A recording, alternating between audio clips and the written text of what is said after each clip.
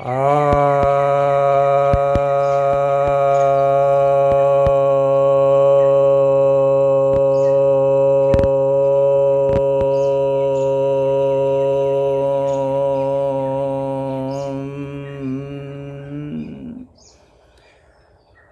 भक्तजनों को सप्रेम नमन। भक्तों, आज मैं आपके समक्ष विज्ञान भैरव तंत्र की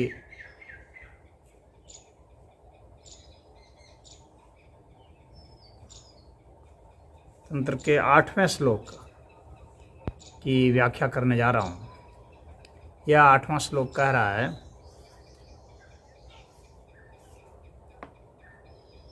यटे किंचित सकलम रूपम भैरवस्य प्रकीर्तितम तदसारतया देवी विज्ञेयम शक्रजालवत्।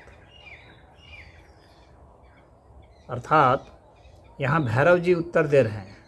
भैरवी के प्रश्नों का भैरव जी उत्तर दे रहे हैं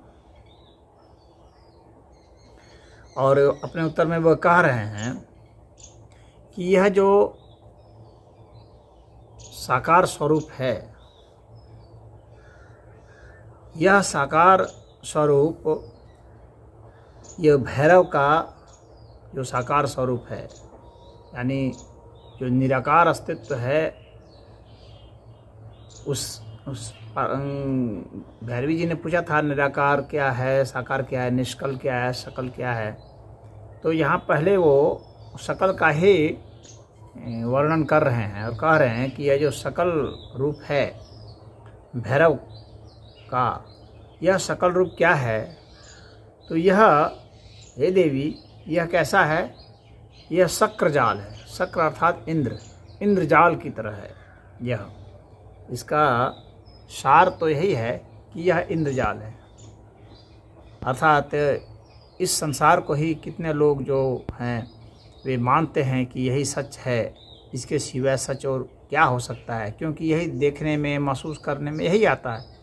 तो वे एक तरह से गलत भी नहीं है।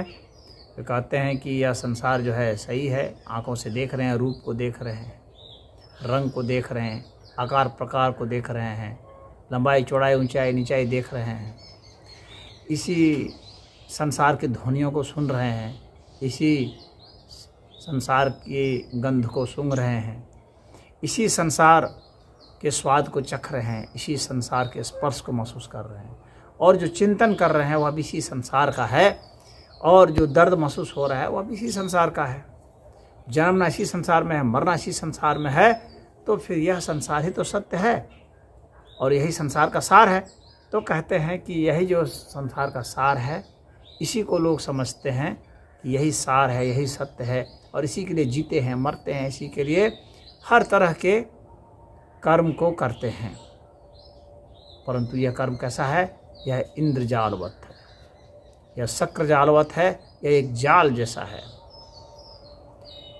इसमें से निकलना बहुत ही मुश्किल है, क्योंकि सभी इंद्रियां हम लोग को एक दूसरे से बांधती हैं। यहाँ समाज बांधता है, परिवार बांधता है, पेड़ पौधे बांधते हैं, यहाँ हर चीज़ एक दूसरे को बांधे हुए है, और उसी बंधी हुई स्थिति में ही क्रिया प्रक्रिया करके एक घटना को अंजाम दे रहा है। तो यह एक जाल जैसा है। यहाँ पर कोई भी ऐसा नहीं है कि कोई बिल्कुल स्वतंत्र है। यहाँ हर कोई किसी न किसी से प्रभावित है, हर कोई किसी न किसी चीज़ से प्रभावित हो रहा है। यहीं सूरज की रोशनी है, यहीं पर चुंबकीय धारा बह रही है, यहीं पर विद्युत धारा बह रही है, यहीं पर ध्वनि की धारा बह रही है।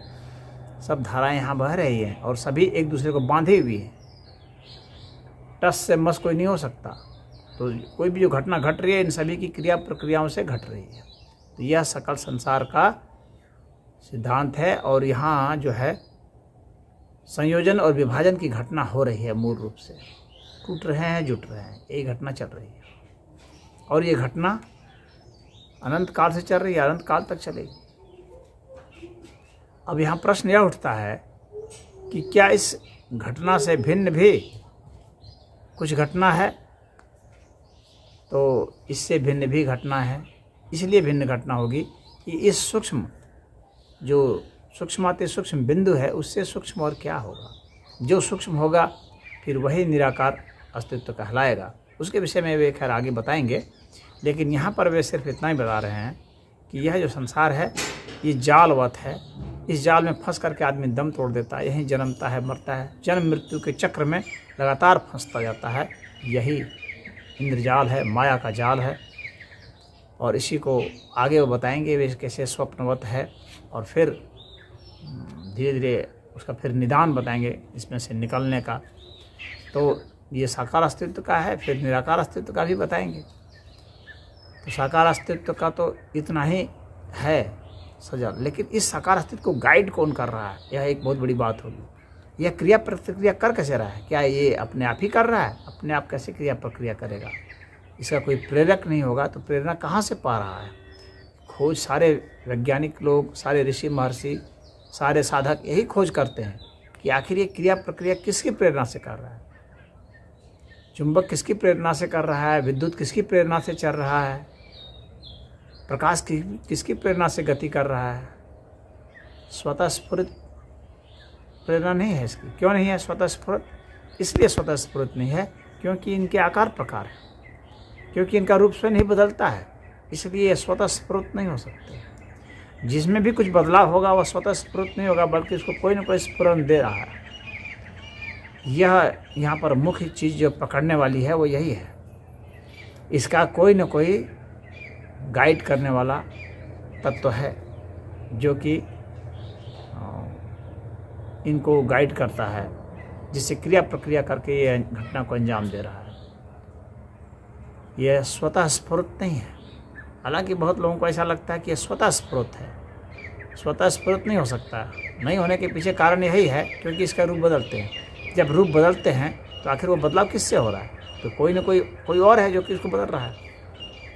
अपने अंदर से कैसे बदलेगा वो? कोई ना कोई प्रेरणा है, बाहरी प्रेरणा है, अंदरूनी प्रेरणा है। तो फिर जहाँ से भी प्रेरणा है फिर वहाँ, इसका मतलब वहाँ बदलाव हो रहा है। फिर उसको बदलने वाला कौन है? एक प्रश्न उठेगा। फिर उसको बदलने वाला कौन है? इस तरह से ये बदलने वाले की जो श्रृंखला है, ये श्रृंखला कहाँ तक जाएगी? ये श्रृंखला अनंत तक जाएगी। और वह जो अनंत अस्तित्व है वही तो मिस्टीरियस है, वही तो मिस्ट्री सबसे बड़ा रहस्य वही है। और उसी रहस्य में वैज्ञानिक सब जो विक्षिप्त हो जाते हैं। वहाँ जा कर के इनके फिजिक्स के, केमिस्ट्री के, बायोलॉजी के किसी प्रकार के कोई सिद्धांत वहाँ कार्य नहीं करते हैं, वहाँ वे लागू ही नहीं होते हैं। इन्फिनिटी में कुछ भी लागू नहीं होता, और वह इन्फिनिटी ही जो है वही मूल तत्व है। तो इसमें इतना ही। ओम।